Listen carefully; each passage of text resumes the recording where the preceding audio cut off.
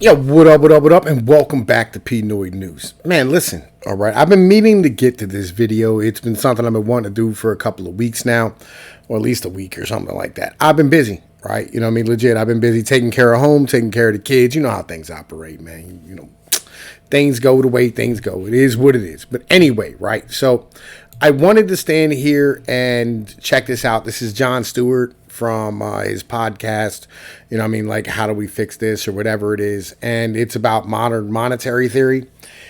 And I thought it was super fascinating and completely wrong on a lot of points, you know what I'm saying? Because like these economists are pretty much ridiculous. So I'm going to tell you what, we're going to get to this. Let's, you know what I mean, listen to this. And like I'm going to chime in from here and there. Let's rock.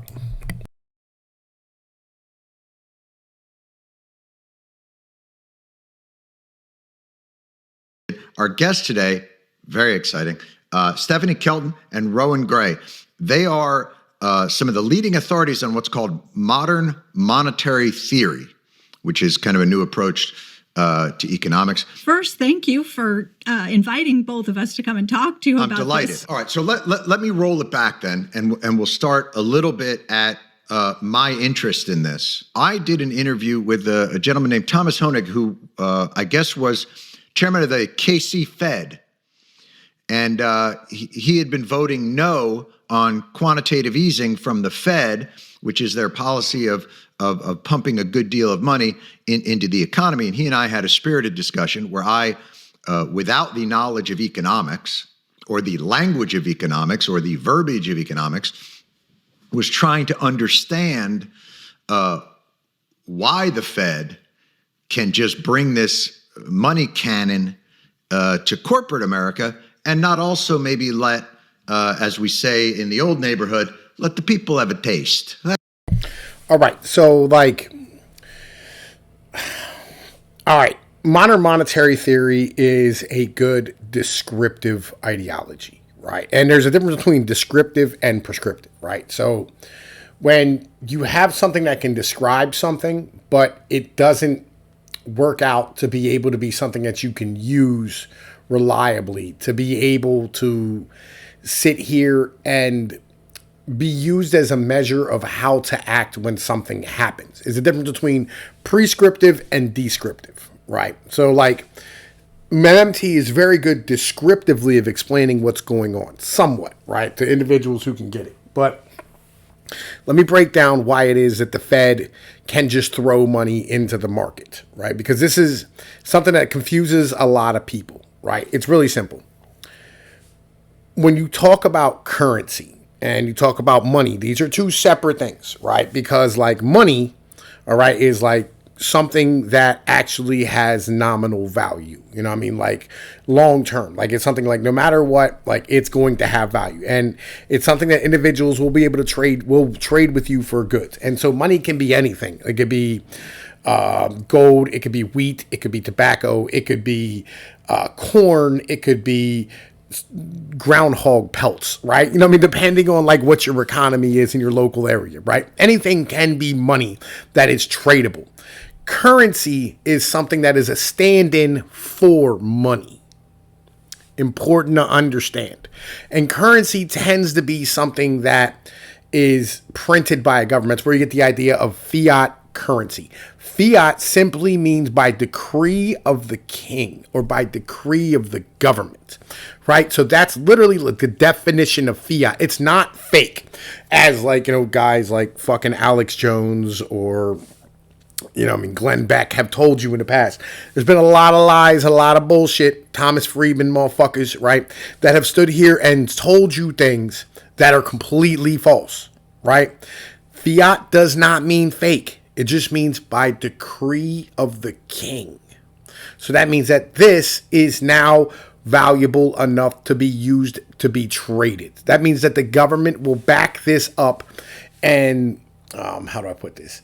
Say like if you stand here and you go elsewhere with your currency, the government will stand here and deliver what it is. And you can have a gold-backed currency. That's not money. That's a gold-backed currency. It's still a stand-in for something that has actual value. Important that we get down to this idea. Okay, this is very, very important. And when you start talking about things like currencies and markets, it becomes like oil in a car.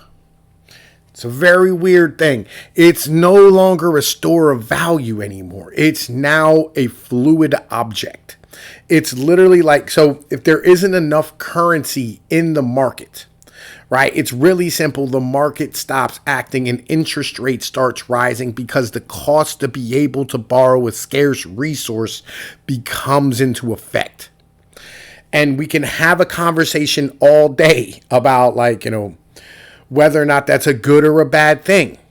Like legit, you can have that. We can sit here and talk about that all day. Like whether, the government should be, sitting here creating the moral hazard of going like, hey man, if you fail, we'll back you up, right? Because it screws up markets and causes bubbles. And this is the problem that we have.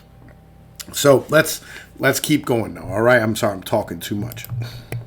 Have a little taste, a little something from the money cannon. I guess I'm confused as if we can print money. You just said we're the only. We can buy an asset.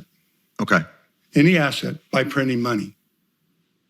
That is, But you can't pay debt by printing money. You can buy debt by printing money. So what if we just buy back our debt? Well, because all you're doing is. I feel like you're having trouble. It's like talking to a monkey. No, you're like talking to a monkey and trying to figure out how do I communicate with this monkey? I don't know what to do. No.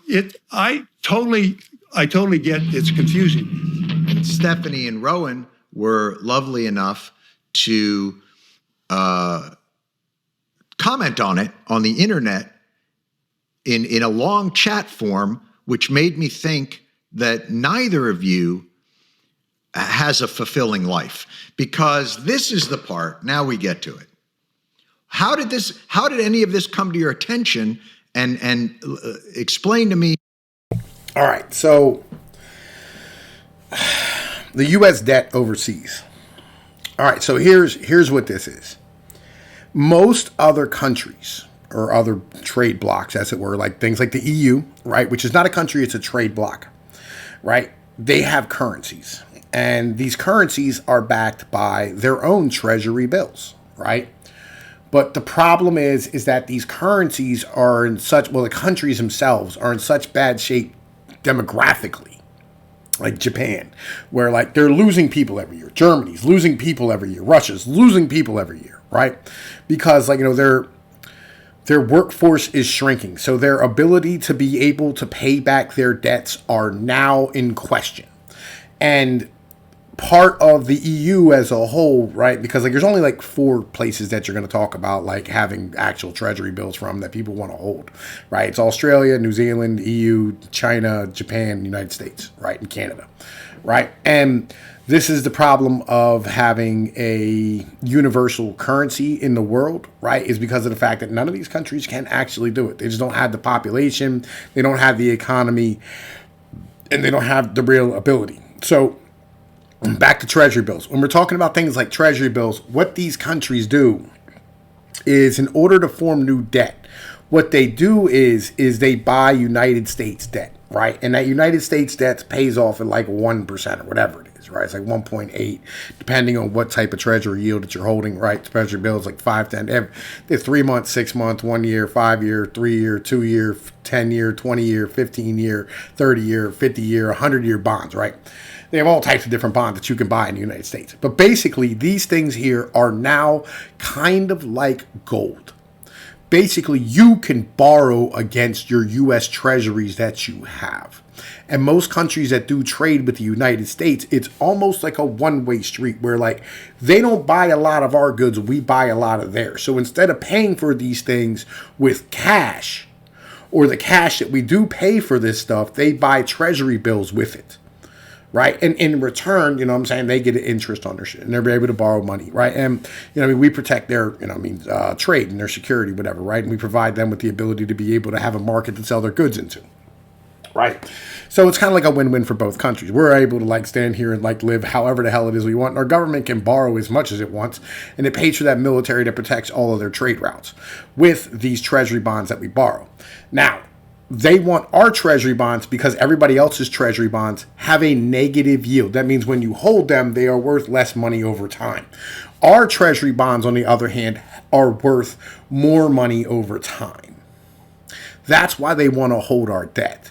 A lot of people think that other countries holding our debt is a bad thing. Because, and let's be honest here, right? This is very important to understand that the United States only, like the top 3 countries that holds our debt is Japan, the Great Britain, China, right? And then it gets into places like Ireland, Australia, whatever, right? And these aren't super hostile countries towards us, short of China and Russia at the moment, but that's only because, like, we are standing here provoking them on a regular basis. And people like John don't understand why they want our debt. And these two probably aren't going to explain it in the proper manner. But let's keep going. I just wanted to get into that so everybody understands what exactly is going on. All right, let's keep rocking. How this came about. So I listened to the podcast and I'm on Twitter. Rowan's on Twitter, okay. And there was quite a bit of chatter about this. You guys pushed some buttons, but you didn't push the buttons that were pushed for me and I think for Rowan. We were on the wrong buttons. No. I think that a lot of the interest in some of the commentary was surrounding, the potential impact of the Fed's quantitative easing program on inequality. But I wanted to take up a different part of the conversation. And I listened to the whole podcast, and then I felt very sad. And, wow, that's our goal. Anytime you can listen to the whole podcast and feel sad, I've done my job. Misery loves company. So I reached out to Rowan and I said, I feel very sad and I would like you to experience the sadness with me. Would you listen to it together? I'm going to give you guys a chance to unsadden yourselves by telling me what I was getting wrong there and where you thought the conversation should have gone. What was it that saddened you both as you were listening to me talk about Fed policy with Thomas Honig? Well, I don't think it was so much listening to you. It was the missed opportunity of what you could have potentially pulled out of him had he given you, I think, more candid answers, frankly, to the questions. Yeah. Okay. Yeah. I mean, I think the starting point is that we often think of the Fed as the sort of only institution in the federal government that has any monetary firepower, right? It's the sort of printing press. It's the one that can do anything in a crisis. But the reality is, and I think COVID has done a great job of demonstrating this, that it's the fiscal firepower. It's the budget side of things that really has the power to actually save, real people's incomes, save industries, to invest. And one of the big questions is, if we accept that we can do things with the budget and we should be, what is the role of the Fed and how do they relate to each other? And when it comes to things like protecting financial markets from having a liquidity crisis or regulating financial institutions, yeah, it makes sense the Federal Reserve might be the place you look to. But when you look at what the Fed is doing, when we say the sort of Fed injected trillions of dollars into the economy, one of the things that it's doing is buying up assets. So the first thing to think about is there's always two assets involved. There's the sort of money that goes in, and there's whatever's coming back out going to the Fed. So if somebody said to me, hey, you've got trillions of dollars, but all you can do is buy other dollars, that's going to be very useless to me if I'm trying to protect homeowners or people who've lost their incomes. So then the question I think we have to... All right, so here's the thing. The Fed did stand here and protect homeowners, right? When... and I've stood here and I've said this like 1,000 times. Like, the Fed owns a third of, or more at this point. It's ridiculous amount of money that they of the MBS products in the United States, and MBS is the mortgage-backed securities, right? And so, basically, these mortgage-backed securities are it's loans that it's debt. When you think of debt on a bank's balance sheet, it's an asset. Right? So like what a bank calls a debt, or what you would call debt, is what a bank calls an asset. It's future payments due to them. Right? And so what the Fed does when they think like, oh my God, like people are going to lose their jobs, bad things are going to happen, everything's going to collapse, they buy these MBS products and they house them on their books. Right? So like individuals who have these loans, these mortgages, and like if they don't pay them, it's okay because the Fed's just going to hold on to them. Right? And the people don't lose their house. Right. And that's how this operates. Now, people still leave because like they think that that's what they have to do. The truth is, like, if you end up, you know what I'm saying, like getting your mortgage foreclosed on because you lose your job or whatever it is, bad things happen. You should check and see where your mortgage is. And if your mortgage is sitting at the Fed, you can just squat in your house and stay there. There are actually tens of millions of people who are doing this right now in the United States, and we have no idea about it, right? Because like we only hear news coming out of like media outlets that want to tell like these crazy sad tales about people losing their homes and all this stuff, right? The truth is that there's a lot of houses that are sitting empty and are not on the market as a whole, or people are just living in them rent free because the Fed housed their mortgage on the books. Important ideas to understand, right? You know what I mean? And it's things that we're not told. And just, I wanted to throw that in there. Let's keep rocking though. To ask ourselves when we look at what the Fed does with quantitative easing is, what is it buying up? And this is where I think you started to get on something really interesting. Let me maybe formulate it this way. There's a certain orthodoxy to how we have to get out of it, right? Right. A slow raising of interest rates, a tightening of monetary policy. Maybe they burn off some of the money. Should there be a rethinking of that orthodoxy? And the reason why I ask it is you talked about this debt, right? Right. To me, and clearly I'm a layman and don't understand the intricacies of it, it feels made up. That this monetary policy feels like a delusion of some sort. And why couldn't they just cancel that debt and have the country carry less and then tighten the policy where it would be less? If you raise interest rates and on big debt, right? Then we've got all this pressure on making those payments. And why not have the Fed cancel the debt and then raise interest rates to reset the playing field?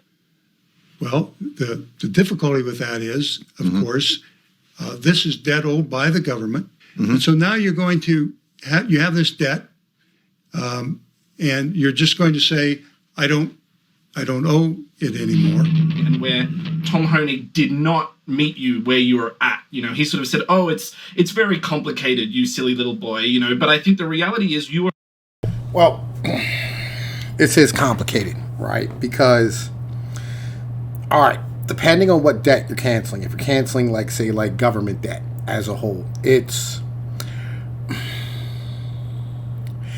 a very difficult thing. Now, if you owe the people the government debt, right? Like, say, like, you know, like the Federal Reserve is holding it in their institution or whatever it is, right? That's kind of what's backing the U.S. dollar. Like, your U.S. dollar is backed by debt, right? And, like, people really don't understand that as a whole. And so if you eliminate that debt just and say, like, we don't owe it anymore, then your dollars are fucking worthless, right? That's the problem that you run into. I mean, God, the entire ideology of like money is up for grabs with the whole ideology, and this is why I like MMT's descriptive and it's not prescriptive, right? Because like we can stand here and go like, well, you know, monetary, like when you really come down to it, like currency as a whole is just based off of like demand for that currency, and you know what I mean, like it's one of those things.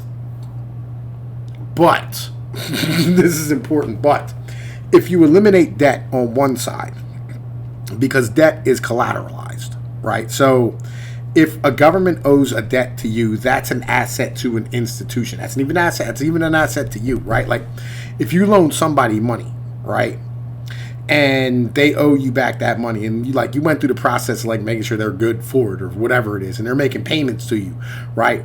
The amount of money that you're going to gain off of that loan in interest or a big, you know what I mean, whether you're loan sharking, you're Shylocking, whatever it is that you're doing to make that money back, right?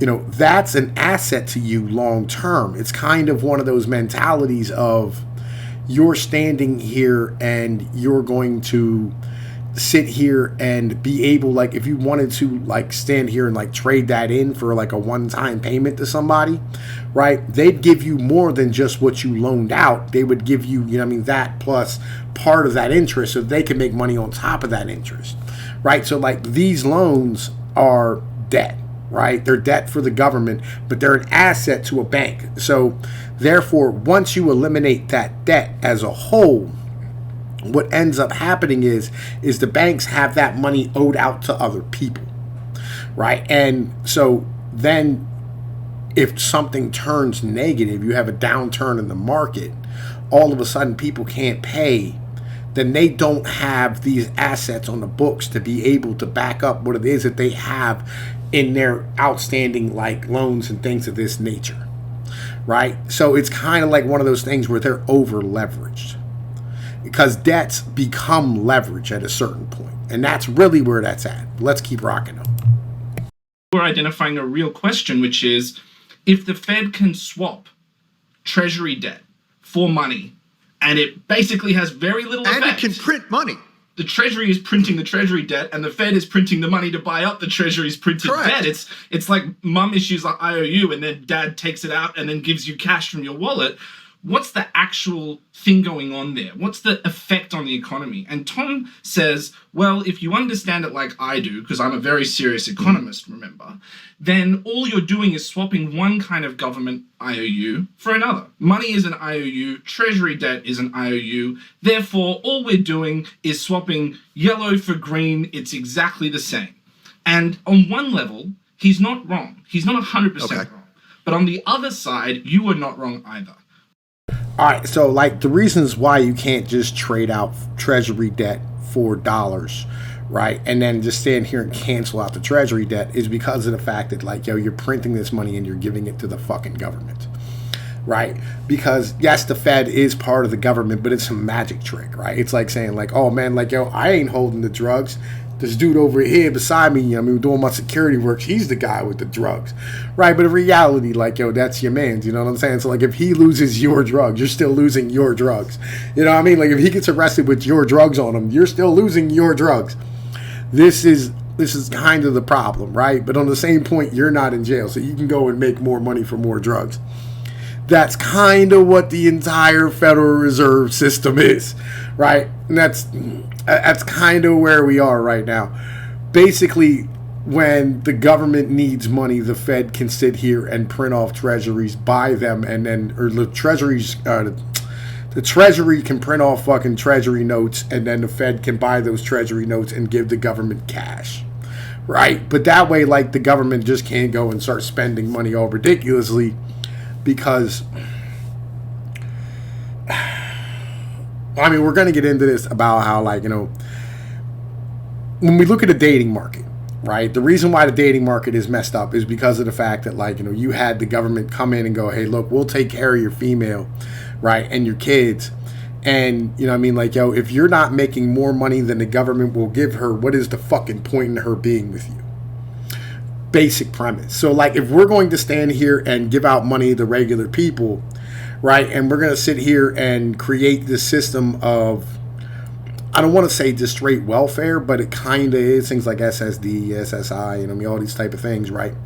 Basically, it prices employers out of the market for regular employees. And that creates a massive problem where you're going to constantly be bidding for individuals to come work for you. That's a great thing for the workers. But eventually, like, it's going to go through the push-through inflation cycle where, like, you will end up raising prices to be able to pay for goods because the largest cost of any employer is labor. That's kind of what it gets down to. Let's keep rocking them. Which is there a difference between Treasury debt and money? Yes. Is that difference quite small at an economic level, the way that Tom was saying? Yes. But is it big at a social level, at a political level? As you were saying, absolutely. So if we have trillions of dollars of government debt out there, people hold that as money. You ask Goldman Sachs what's in their cash account, they'll think you're talking about Treasury debt. Because for them, Treasury debt is money. So if you're swapping Treasury debt for dollars, it's like taking money from your savings account and putting it in your checking account. Do you have less money? No. But from a political point of view, from a cultural point of view, you've solved the national debt. We've solved our grandchildren's crisis. That was the point We've I was trying to make. borrowing from China. So I was trying to ask him, who holds our debt? He said, well, China holds our debt, all these other. You can't just stop paying. on the debt. No, but couldn't you just quantitative ease our debt? What's the difference of making that money available to Goldman Sachs as it is to making that money available to China? Only one would lessen our debt. You just print that money and pay debt. If this is money that we've created out of... All right. So, like, again, we get back to the ideology of, to them, right, this debt is collateral, right? And so, like, when they have that on their books, it's like having a house you could mortgage long term. That's literally like what that debt is actually based. That's how China sees a treasury bill. That's how Japan sees a treasury bill. That's how Germany sees a treasury bill, right? It's literally an asset that you can borrow against. Whereas if you just have U.S. cash, it's constantly being devalued, right? Like, the more you print, the less it's worth, right? And that's kind of where it gets down to, especially in, like, when you start talking about long-term buying power of, like, assets and raw materials and raw goods, right? Like, look at the price of wood, price of gold, price of, grain, price of oil, price of gas, right? So, like, your buying power for that dollar, goes up and down, right? But, like, that power of that equity stays standard. So, like, and then on top of that, it constantly gains a 1%, APR, depending on, like, whatever it is, or it might be a 3% or 1% over 3 months. It depends on, like, what type of bond that you're holding at that moment, right? But it's paying you a certain amount to hold it. So not only is it something that's stable, right, that you can just hold on to, right, it's also something that gains interest, unlike money, right? And this is the reason why, like, they're trying to move away from things like gold, right? Because the only way for you to be able to make any money off of it, because that gold costs money to hold, right? Like, you got to secure it, you got to, like, stand here and keep the lights on the building, you got to, keep it hermetically sealed, whatever it is, right? You can't, as a government, like, people are going to try and come and take your gold. So, like, there's, like, tons of things you have to go through when you have gold. It costs you money to keep gold.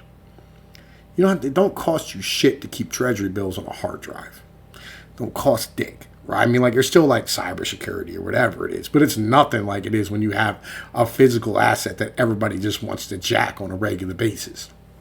So when you're talking about things like, treasury bills, it's way safer for you to stand here and just have, like, two ledgers on the computer, say, hey, you have this much, I had this much, and then, like, you keep track of it, and then you can borrow against it, right? As opposed to cash, where that asset just constantly becomes devalued, and not everybody, like, wants cash, and it's something that long-term pays you interest, so it earns you money, well, currency, right? But, like, it gains value over time. That's why it is, like, you want to hold on to treasuries instead of holding on to cash, even though the value of cash is still depreciating at the same time, right? So literally, like, the buying power is still going down, but not as fast as, like, cash is. It's kind of where the mentality is. That's why it is that other individuals want to be able to hold our debt, and why we can't just cancel it, right? Because they're two separate things. This is an important mentality to understand when we start talking about things like that, right? And this is where, like, these MMT motherfuckers, really get things fucked up. Let's keep rocking them. Thin air anyway. What's to stop us from creating I used to make fun of Paul Krugman for his idea of $1 trillion coin, right, and now I feel myself saying, hey, man, well, let's just get $10 trillion coins, right, give one to China, one to Europe. Are we square? Good. And then we start again, because this whole thing seems manufactured. Swap it for them for the debt. And then at the very least, we now control, we've bought back our mortgage. So now we can never foreclose on it. Even if interest rates go up, we have a lot more control over our debt. Does that make sense? I think one of the most important things you were trying to get at with him was the idea that this thing we call the national debt, and this is Rowan's point, we have yellow paper and green paper, we have dollars and we have treasuries, but they're thought of very differently. We don't think of the green paper as debt conventionally, but we think of the yellow paper, the government bonds, treasuries as debt. And that's what the Fed is buying. They're buying treasuries, they're buying bonds. They're buying debt.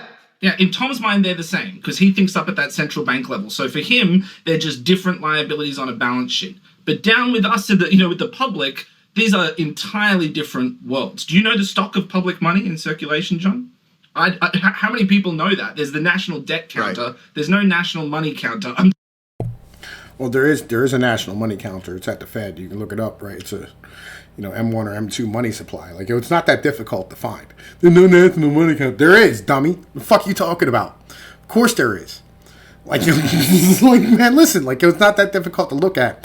And it went up 80% in the past fucking, 2 years. So, and this is where, this disingenuous bullshit comes in. And this is why, I want to stand here and call it out. Because, yeah, of course there is. It's really simple. You just look it up and goes, what's the M2 money supply? And literally the Kansas City Fed comes up and goes, yeah, M2 money supply. It says discontinued.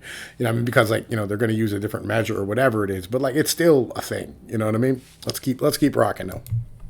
Underneath. Nobody's counting and that. And they're increasing that supply by $120 billion a month.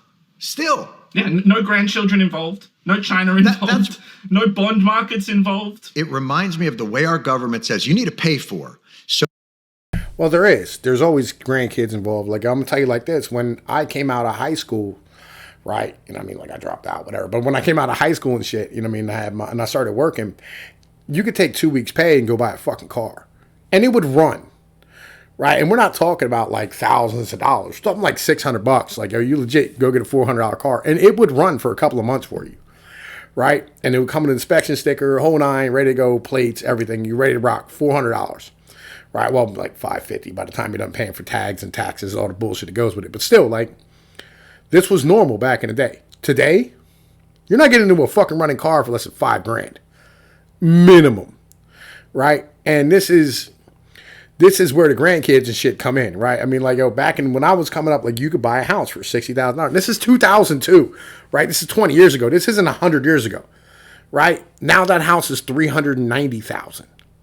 This is where the mentalities come down to. Yes, a lot of it has to do with demand, but a lot of it has to do with the fact we're just standing here printing fucking money off. It's toilet paper. Let's keep rocking though.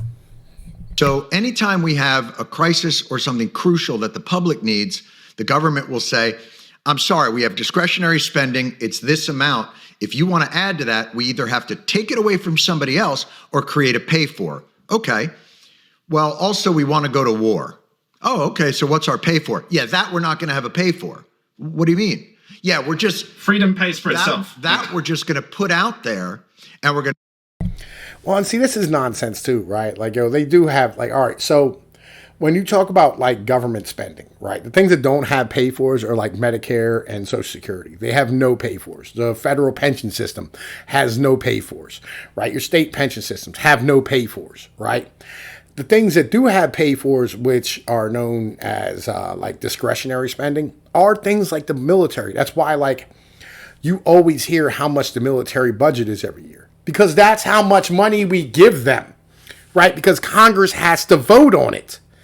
Congress never votes on the amount of money for Social Security or Medicaid, unless it's an increase, right? Legit, unless they go, yeah, we're going to raise this. But it actually has cost of living increases every year, right? Scheduled right into it. It's literally set into the books. It's a constitutional amendment. Literally, they'd never have to argue about paying for Social Security or Medicare, right? Because if they did, it would have got canceled 20 fucking years ago. Right, and we would have had massive conversations because this has been going up. Everybody thinks a military is this massive amount of spending that we have, right? In reality, our two largest budget items in America right now are Social Security and Medicare, right? Because the boomers are retiring, right? And I understand, we're spending $780 or $800 billion a year. We're spending 1.7 trillion on fucking Social Security by itself. Right, every year. This is something we don't have any conversation about at all. Let's keep rocking though. We're going to pay for it, but we're not going to, that's going to be just debt that we don't even think about. We don't add it to anything. It just is. And that's the part that seems like, well, you just get to decide then what goes on our budget and what's just air.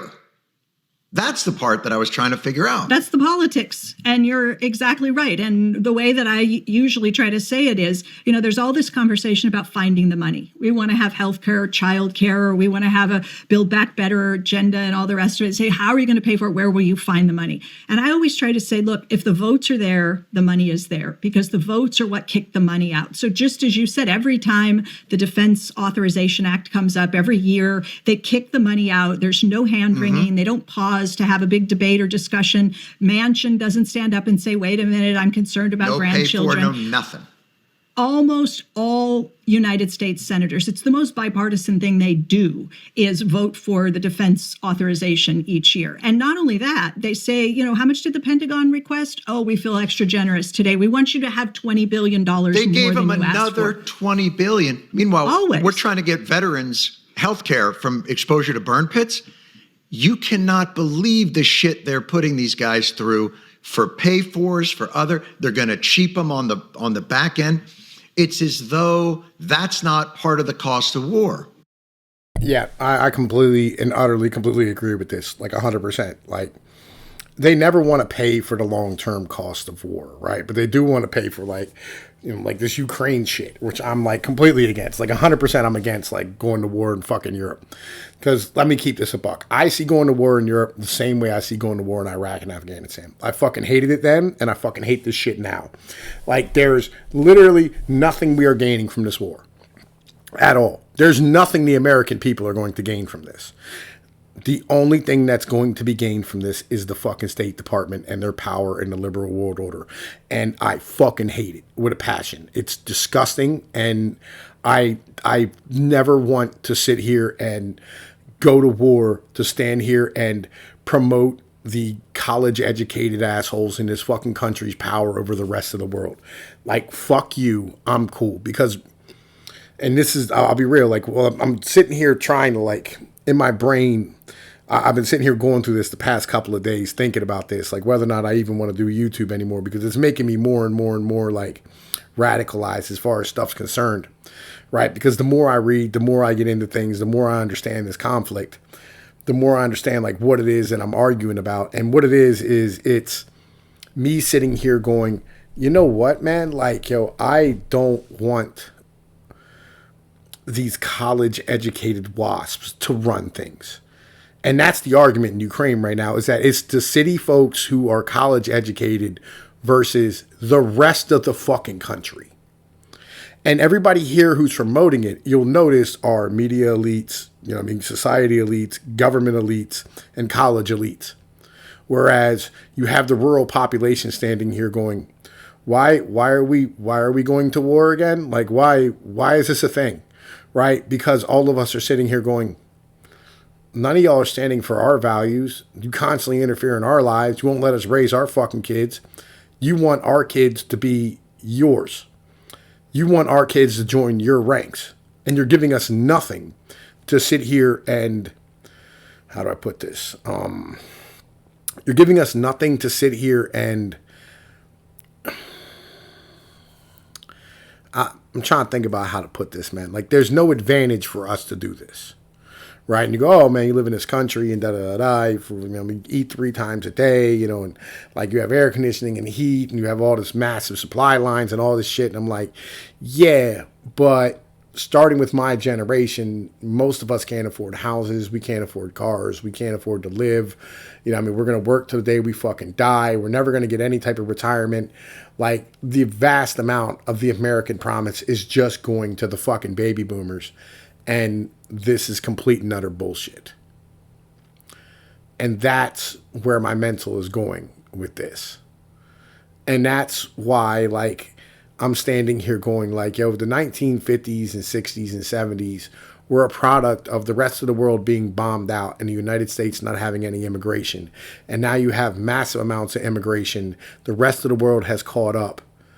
And the U.S. is standing here looking like a fucking third world country more and more every fucking day. And I don't understand why it is that you should want me to fight for that in the rest of the world. It doesn't make any sense to me. And that's where I get down to. You know what I mean? And like, I have children, I have to look at them and they're beautiful and I hug them and I tell them I love them. Right? But I know one day they're going to go to school, and when they go to school, they're going to be told to like stand here and like take hormone treatments and cut their fucking titties off or cut their dicks off and be transvestites.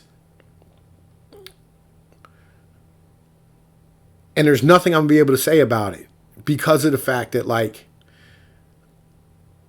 these college educated shitheads are running things and will continue to run things forever. And I, as a parent, as the individual who's putting in the work, don't get any say in what my culture or my values are anymore. Sorry. Let's keep rocking. It's crazy. Yeah. And I'm just talking about the Fed. And maybe it's not their purview or anybody else, but why can't they do $120 billion of municipal bonds for infrastructure? If you're just buying bonds and debt and treasuries, why not buy infrastructure? Why not use that money rather than just to keep banks hoarding cash? Why not put it to use? Many years ago, I went to Washington, D.C. Again, they're liquidating the system. And this is the problem, right? Is that literally, all right, so here's where we are. The baby boomers are retiring. There is a massive amount of cash inside of the system. And it's all being pulled out by the baby boomers pulling out their 401ks, right? So the banks no longer have are losing the baby boomers' cash. And so what you have to do is you have to sit here and print up massive amounts of money to make up for this. And you have to like give them things that they can trade in order to be able to keep the system moving forward. It's a Ponzi scheme. It's always been a Ponzi scheme. None of this ever fucking worked. None of this was ever meant to work. It was a short-term goal. And all right, it wasn't. Okay. Since the 15 or 1600s, we've had exponential growth of the human population. And now that's coming to an end. Actually, it came to an end a little while ago.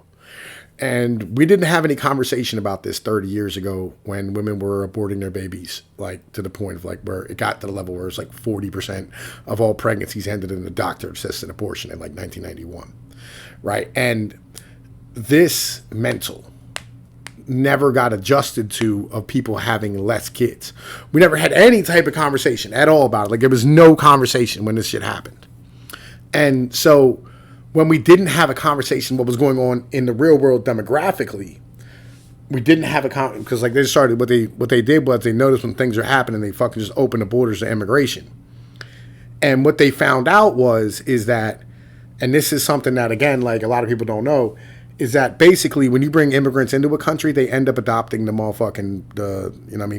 demographic profile of the country that they came into, not the country they left. So when you bring in immigrants into Europe, they're not having a whole bunch of kids. They're still only having 1 or 2 children, right? Because of like, when you're in Afghanistan or Iraq or Africa, right? Or even in Lancaster and Pennsylvania and the Amish country, right? What you're doing is that you can raise as many kids as you can feed, right? And there's no cell phones, there's no TV, there's no internet, there's no worried about shoes, there's no worried about, or do you have the most designer jacket? Is your kid going to go to college? You don't got to worry about any of that shit because you know what? Your kids are going to do the same thing you did and go be dirt farmers, right? Whatever. They're going to raise goats and cattle and sheep. So you can have all these kids because you can fucking feed them. Right? There's not massive pressure. You're not living in a 2-bedroom apartment in, like fucking New York or fucking Newark or fucking Baltimore or Philadelphia or San Francisco or LA, right? Sorry, I had to sneeze. I apologize, right? So when you don't have all these individuals living in these cities where there's just massive pressure, massive amount of pressure for you to be able to just survive, it changes how you live. Like, we think that this is the richest country in the world, but it's not. It's only rich if you're looking like, you know what I mean, the cars we drive, the luxuries we have, right? But it's not rich if you look at it from a standpoint of being humans. We're not rich. We can't afford to have children. We can't afford to have houses. We can't afford to, you know what I mean, stay here and, you know, generationally take care of each other, right? We can't afford to, like, be good community citizens. Can't afford to volunteer your time. You can't afford to, like, celebrate holidays as a community. You can't afford to let your kids play sports because it costs too much if they get injured. I mean, heaven forbid, like, what about their future? You can't afford as an adult to play sports. Like, the rest of the world, you know what I mean, like, the second and third world couldn't imagine being a grown-up and, like, not going out and exercising and playing, right? Everybody does this. Because, like, it's what you do. You go outside and you shoot hoops. You fucking, you know, you play basketball. You play soccer, right? And the rest of the world, you know, I'm not promoting soccer, but that's what they play. Us, we don't have, you know, I mean, softball leagues anymore. We don't have bowling leagues. We don't have any of the stuff we used to have as, like, regular activities where we kind of just got together and we're neighbors and we're friends and we're people. We don't, like, as Americans, we're completely alone. The Western civilizations like this as a whole were just completely solitary and sedentary. Like, and the measure of, like, how rich you are as a society, I don't think should be measured in your luxury. And that's an anti-liberal ideology. And that's why I'm saying I'm getting radicalized about things, because, like, it's just, I don't like living like this. I don't think it's positive for any of us as a whole. Yeah, look, man, this is about 45 minutes and it's going to take forever to upload. So I'm going to cut this here, you know what I mean? And then, you know, I'll upload it and maybe we'll do more later. You know what I'm saying? If y'all are interested, hit me in the comments section. Tell me if you're interested, all right? Y'all know the deal. Peace be like one. Love y'all motherfuckers. Hit that Patreon, man. Become a patron. You know what I'm saying? Support this channel if you want more content like this. All right? Later.